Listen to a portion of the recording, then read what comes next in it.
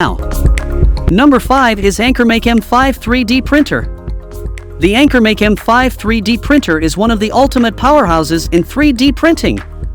This incredible machine combines cutting-edge technology with affordability, making it the best 3D printer for under $1,500. Prepare to be amazed as the M5 takes your printing experience to a new level.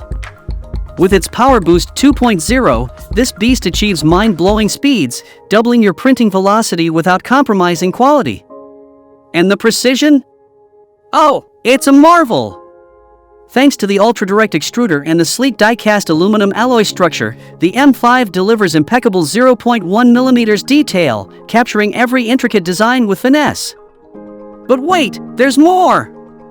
The M5 comes equipped with an advanced error detection system. No more wasted time or filament due to mishaps. Its intelligent camera and powerful processing capabilities ensure your prints stick to the plan flawlessly.